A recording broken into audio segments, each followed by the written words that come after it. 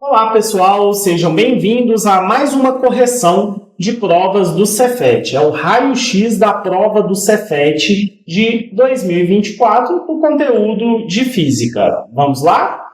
Bom, questão 34. Os ordenamentos da Terra, da Lua e do Sol estão representados de forma simplificada e fora de escala nas figuras 1 e 2.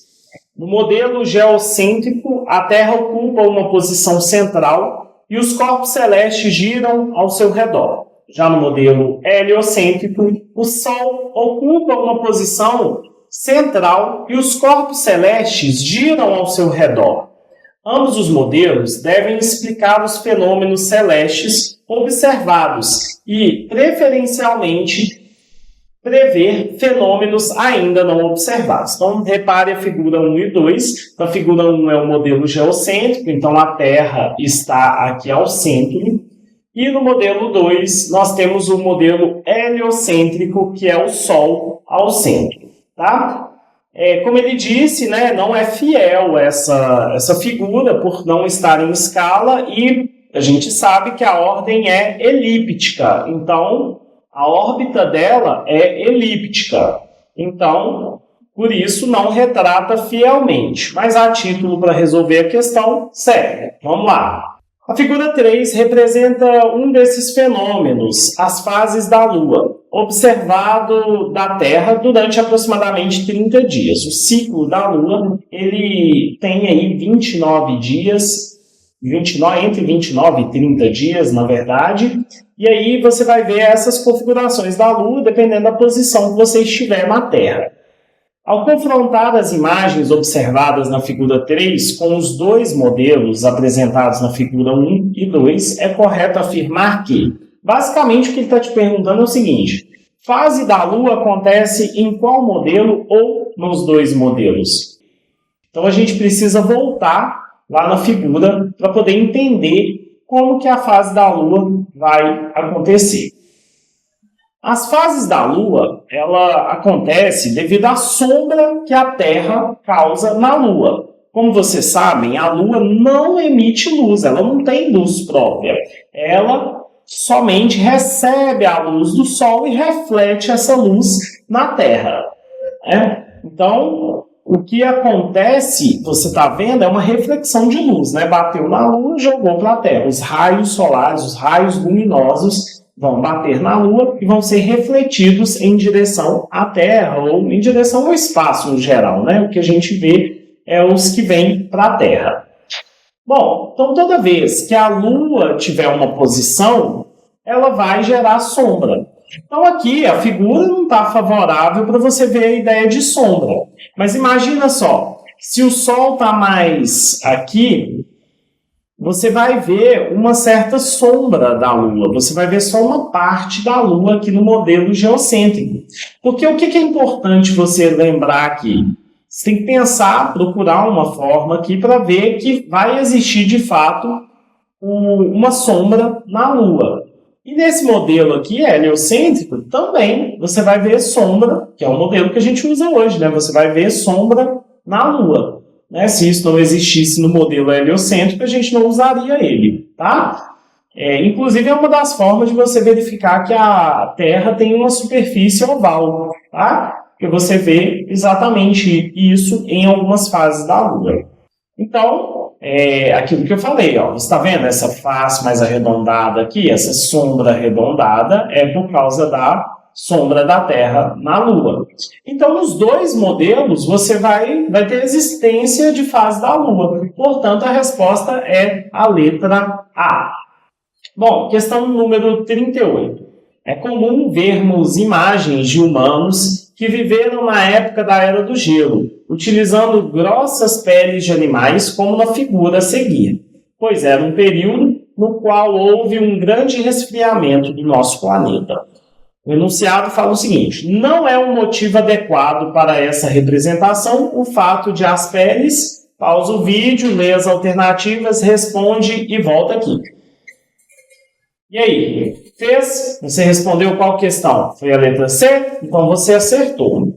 Vamos aqui interpretar cada uma das alternativas. Alternativa A, serem provenientes de sobras de caças. Bom, ele usava porque era sobra, ele já caçou, então ele usava aquilo porque a pelagem do animal ela serve exatamente para poder proteger ele do frio, né, de agentes externos no geral. Então, de fato, isso aí é uma boa. Ele não vai caçar só para pegar a pele, ele come a carne e usa a pele, ou ele encontra o animal já morto e retira a pele.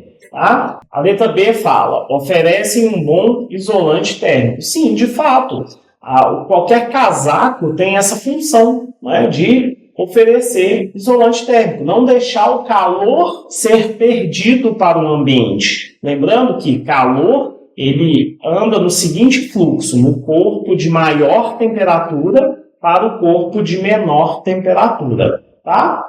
Na alternativa C, ele fala, aquecerem as pessoas por serem grossas. Não. Se não está ligado numa tomada, se não tem uma fonte de calor por trás, cobertor não aquece, casaco não aquece. Se você estiver falando de um cobertor elétrico, o que ele faz? Ele transforma energia elétrica em energia térmica. Ele tem uma resistência ali que ele consegue fazer isso. Ele provavelmente tem algum material que conduz calor dentro dele e consegue espalhar o calor por todo o cobertor. Mas não é o caso, nós estamos falando da era do gelo, não tinha nem energia. Então a ideia, e o casaco não aquece as pessoas, ele mantém o calor da própria pessoa. Tá? Então por isso essa está errada. E a letra D, impedirem a perda de energia térmica para o meio externo. É isso, né? Essa é a função do casaco. Agora a questão 40. O fenômeno das marés foi explicado pela teoria da gravitação universal de Newton. Esse fenômeno ocorre devido à atração da Lua e do Sol sobre as massas de água dos oceanos. A soma dos efeitos dessas atrações deforma a massa de água, como representado na figura abaixo. A intensidade das marés depende de diversos fatores, podendo ser atribuída principalmente à posição da Lua.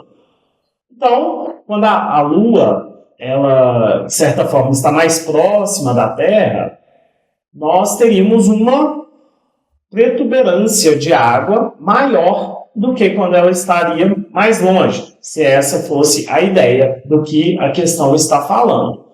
Bom, mas basicamente a Lua orbita a Terra, então ela vai estar em direções, em momentos diferentes da Terra, só que a órbita da Lua ela é muito lenta em relação à rotação da Terra. A rotação da Terra dura 24 horas. A órbita completa da Lua demora 29 dias. Então, quem é responsável pela mudança da maré é a Lua, mas com a rotação da Terra, porque à medida que a Terra vai rodando, é como se a Lua tivesse praticamente parada em relação à Terra, em 24 horas. Então, essa massa de água vai mudando, porque a água está como se estivesse solta na superfície da Terra. Então, você consegue mover ela até mesmo, porque tem as correntes marítimas, enfim. E as marés, exatamente, surgem por causa da questão da Lua e gera também as correntes marítimas, além, claro, da convecção que acontece no oceano, enfim, tem muitos fatores envolvidos. Mas aqui, na figura, é como se a Lua estivesse do lado de cá, e aí a gravidade da Lua puxa a água para ela, e cria essa protuberância de água aqui, e, consequentemente, também cria do outro lado. Mas a Lua está desse lado, do outro lado tem o quê? Tem o Sol, né, por exemplo, e tem também a força centrífuga, que é aquela ideia de jogar para fora. Então, pensa na máquina de lavar. Quando ela está centrifugando, o que ela está fazendo? Ela está rodando e as partículas de água que estão soltas ali na roupa estão sendo arremessadas para fora do compartimento da máquina. É isso que está acontecendo. Isso é a força centrífuga. E aí, como a Terra está girando em torno dela mesma e do Sol, você vai ter a protuberância do outro lado devido à força centrífuga. Se você quiser entender mais sobre essa questão, é só você pegar uma água. Se você começa a girar a água num copo, você vai vendo uma onda formar. Essa onda é a força centrífuga atuando no copo. É a ideia da água tentar sair do copo. Então, são duas coisas, a Lua e a força centrífuga. Vamos ver as alternativas. Ao longo de um período de aproximadamente 24 horas, enquanto a Terra gira ao redor de seu eixo, uma pessoa fixa em um mesmo ponto da superfície da Terra, à beira-mar, observaria duas marés altas e duas marés baixas. Uma maré alta ocasionada pela Lua, depois uma maré alta ocasionada pela força centrífuga. E como a Terra está rodando, né, ela está girando em torno do próprio eixo, vai mudando essas regiões de maré alta e maré baixa, porque, ora, um lugar está com a maré alta, mas o outro está com a maré baixa, e o oposto também maré alta. Então, você vai ter dois lugares com maré alta e outras regiões com maré baixa, que são as regiões que a água foi retirada para gerar aquela protuberância. Então, a resposta correta é a alternativa D, de dado. Bom, algumas observações aí sobre a questão da Lua, da Terra, né, das fases da Lua. A duração do ciclo da Lua é de 29 dias, 29,5 dias. É o tempo que a Lua leva para dar uma volta ao redor da Terra. No período sideral, esse dia é menor. O que é o período sideral? É quando você considera um ponto, quando a Lua demora para chegar ao mesmo ponto que ela estava inicialmente. Tá? Então tem essa diferençazinha, mas não afeta, né, para nós aqui na Terra. Nós temos as fases da Lua, que é a Lua nova, onde a Lua vai ficar quase invisível no céu, pois a sua face iluminada pelo Sol está voltada para a Terra, apenas durante o dia, né? Então praticamente não tem Lua. E a posição é que a Lua vai estar em relação ao Sol e à Terra, é que ela vai ficar entre o Sol e a Terra. Tá? A Lua crescente e quarto crescente é a parte iluminada da Lua que cresce visivelmente.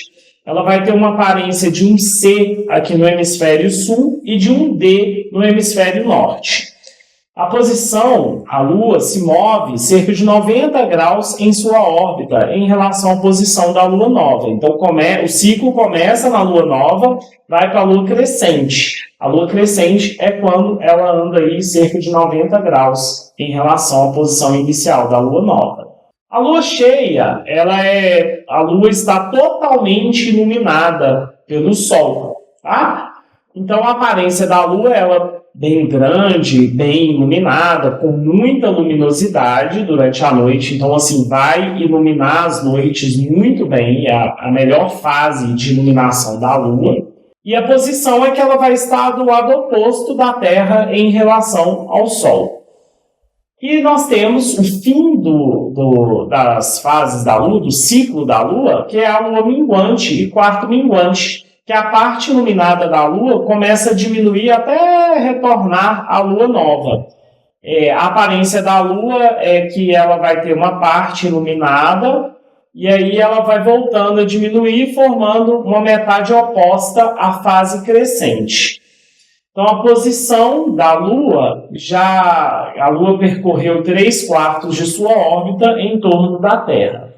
Para você entender melhor, tem a figura a seguir. Então, veja, aqui são as aparências da Lua. Então, essas luas de fora aqui são as aparências que você vê na Lua aqui na Terra.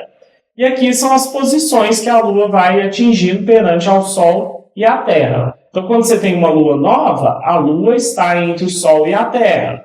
Quando a Lua é minguante, ela está, né, a 90 graus ali do Sol e da Terra, 90 graus da órbita. E aí depois, quando ela fica fora, né, que a Terra fica entre o Sol e a Lua, você vai ter a Lua cheia, depois ela vai fazer o quarto crescente, e aí ela vai reduzindo até virar uma Lua nova novamente. Tá? Repare o seguinte, que é um ciclo, então isso vai estar sempre acontecendo. Tá joia? Agora vamos fazer a questão de número 42. A figura ao lado representa esquematicamente uma garrafa térmica e suas várias camadas internas. Sobre o funcionamento de uma garrafa térmica, analise se as afirmações a seguir são verdadeiras, vai colocar V, ou falsas, você vai colocar F. Primeira afirmação. A região de vácuo entre as superfícies espelhadas funciona para impedir a transmissão de calor por radiação. Bom, então você vê aqui na garrafa térmica que tem um vácuo aqui. Esse vácuo não é para impedir calor por radiação. Exemplo disso, como você pode pensar, é como que o calor sai do Sol e chega na Terra. Se tem vácuo entre o Sol e a Terra. Radiação é o processo de condução de calor, de transmissão de calor, que não depende de matéria. Então, ele acontece tanto no vácuo quanto na matéria. Então, por exemplo, quando você faz uma fogueira e fica próximo a ela e recebe aquele calor, ali está acontecendo um processo de radiação ou irradiação, que é a mesma coisa. Então, de fato, você vai receber calor. Mas nós também recebemos calor que vem do Sol. Aqui na Terra, no caso da fogueira, a gente tem o ar tem massa, então não é vácuo. Mas lá fora, quando você pensa fora do planeta Terra, você vai ter um vácuo entre o Sol e a Terra. Então, por isso, essa alternativa é falsa. A número 2. As paredes espelhadas funcionam para impedir a transmissão de calor por radiação. Bom, isso é verdadeiro. Por quê? É uma transmissão de uma onda. Essa onda, quando ela chega numa superfície que é reflexora, né, uma superfície capaz de refletir esse raio vai refletir novamente e vai ir para dentro da garrafa. Ele vai ficar batendo entre as paredes da garrafa e não vai acontecer a transmissão de calor por radiação. Ela não consegue sair do espelho. Então, essa é verdadeira. E isso também serve para alto-forno. Alto-forno é para derreter o metal, por exemplo, né? O ferro, o minério de ferro, e transformar ele em ferro, por exemplo. Ali tem superfícies que a gente chama de superfícies refratárias, que refletem o raio, né? O calor por radiação. E aí você não perde calor para o ambiente. Vamos ver a terceira. O apoio isolante na base serve para impedir a transmissão de calor por convecção. Não, a convecção ela vai surgir em qualquer fluido. Não é possível impedir a convecção de acontecer se o corpo estiver líquido ou gasoso. Não tem como acontecer isso, tá? Então, não é por isso. O isolante na base é para impedir transmissão de calor por condução. Unicamente por isso. Então é falso. E a última, o vácuo entre as camadas internas e externas das superfícies espelhadas serve para impedir a transmissão de calor por condução. Verdadeiro. Tá? Porque a condução ela precisa ter o quê? Átomos encostando. Se tem vácuo, não tem átomo encostando. Então a condução não acontece. Tá joia? Então, a sequência correta de cima para baixo é a alternativa D. Falso, falso e verdadeiro. Mais uma questão de calorimetria, hein? Agora vamos para a questão 44. Durante uma aula prática de ciências, os estudantes foram desafiados a analisar 3 materiais muito usados em nossa vida cotidiana: cobre, vidro e madeira. Eles exploraram as propriedades desses materiais para entender como suas características determinam suas diversas aplicações. O quadro a seguir apresenta as informações obtidas pelos estudantes sem a identificação do nome do material. Então, o material A, ele tem uma condutibilidade térmica baixa, uma condutibilidade elétrica baixa, mas ele é duro e quebradiço. O material B, ele tem uma condutibilidade baixa, uma elétrica e térmica, e ele é resistente à compressão. E a C tem uma alta condutibilidade térmica e elétrica, e ele é maleável e dúctil. Já dá para imaginar quais os materiais, né? Duro e quebradiço é o vidro. O vidro realmente ele é duro, mas se você deixar ele cair no chão ou qualquer esbarrãozinho, ele vai se quebrar. Resistente à compressão. Então, B não pode ser um vidro, porque resistente à compressão, se você fizer uma força grande no vidro, ele vai se quebrar. Então, tem que ser madeira, porque tem baixa condutibilidade térmica e elétrica e alta resistência à compressão. Pensa, a cama. A cama é de madeira porque quando você se deita nela, ela consegue resistir à compressão do seu corpo sobre ela. E o C é o cobre, que tem alta condutibilidade térmica e elétrica. O cobre é usado aí para transmitir energia, por exemplo, os fios de cobre, né? Então ele é maleável e dúctil. O que é ser dúctil? É uma propriedade de transformar o metal em fios. Então o ouro é um material dúctil, o cobre também. Com base nesses dados, julgue se as afirmações a seguir são verdadeiras ou falsas. Então pausa o seu vídeo e volta aqui com a resposta. E aí, já fez? Bom, o material A pode ser empregado na fabricação de fios elétricos? Não, o material A ele não é bom condutor de eletricidade, então ele seria péssimo, né, para condução de elétrons. O material B pode ser empregado na fabricação de móveis residenciais? Sim, porque é altamente resistente à compressão. Então é verdadeiro. O material C é excelente isolante contra choques elétricos? De jeito nenhum, ele é um bom condutor de eletricidade, então é falso. O material A é mais resistente ao impacto do que os materiais B e C. O material A é o vidro, né, que a gente viu lá, ele é resistente e quebradiço, então ele não é resistente ao impacto, então é falso. Então, essa é a sequência que dá a letra A, tá bom? Então, mais uma questão aí que envolve condutibilidade elétrica e térmica. Questão de número 46. O gráfico abaixo apresenta dados relativos ao consumo de energia elétrica residencial no Brasil no período de 2019 a 2021, evidenciando variações significativas ao longo das estações do ano.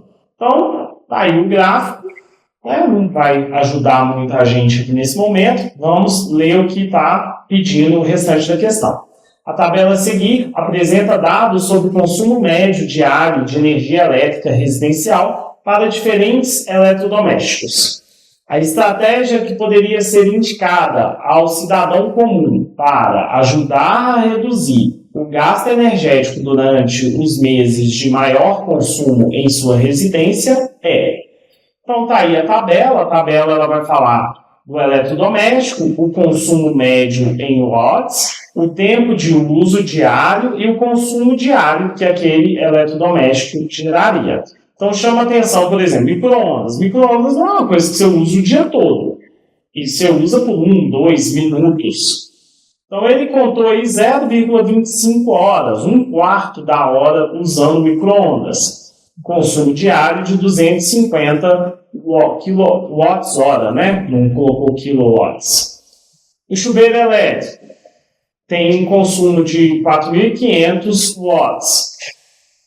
Tomando um banho de meia hora, geraria 2.250 watts-hora. E assim sucessivamente. Bom, então, uma estratégia para poder reduzir o custo aí, você vai pausar o vídeo e vai procurar dentre as alternativas a melhor estratégia. E aí, encontrou? Bom, a ideia aqui é você comparar o que ele está falando com a tabela. Então, a resposta já é logo a primeira, né? Substituir o uso de aparelhos de ar-condicionado por ventiladores nesse período. De fato, né, o ar-condicionado, se você volta aqui, você vai ver ele que é muito eficiente, né? Ele gastaria 7.200 watts. Você vai trocar 7.200 watts por 360 watts. Então, assim, é uma diferença de consumo muito grande. E as outras alternativas, elas não são tão interessantes. Por quê? Manter todas as janelas e portas abertas durante o dia para aproveitar a luz natural e reduzir o uso de lâmpadas. É bom fazer isso? Mas assim, não vai ter tanto efeito significativo, porque vai adiantar o quê? Né? Vai economizar muito pouco perto, das vezes, a qualidade que você teria mantendo a janela fechada, para não entrar poeira, bicho, alguma coisa assim. AC. Diminuir o tempo médio de uso de aparelhos de televisão e de geladeira, pois não são equipamentos que mais consomem energia. Se você verificar, a televisão gera um gasto aí de 500 e a geladeira gera de 3.600, que de fato é alto. Mas tem como ficar sem geladeira? Não tem como ficar. Então, né, você perderia alimentos porque a geladeira foi desligada. Então, não tem sentido. Instalar lâmpadas incandescentes em todos os cômodos da casa, já que elas emitem energia na forma de calor para aquecer os ambientes em dias frios. A lâmpada incandescente é aquela que tem um filamento, uma resistência lá no meio. Quando essa resistência é aquecida, ela emite luz. E é essa luz que nós utilizamos. E ela produz calor pelo aquecimento desse filamento. Mas esse calor não é tão grande a ponto de aquecer uma casa. Tá? Você precisaria ficar muito próximo à lâmpada para poder conseguir se aquecer com esse calor. E de fato elas consomem mais, mas não teria a eficiência que a questão pediu aí, né, para aquecer a sala. A lâmpada incandescente hoje ela é a pior lâmpada. Você tem a fluorescente e ainda tem as lâmpadas de LED, que são mais econômicas e iluminam bem mais. Tá? Então, pessoal, essa foi a correção do raio-x da prova do Cefet de 2024. Ficamos por aqui e até a próxima prova.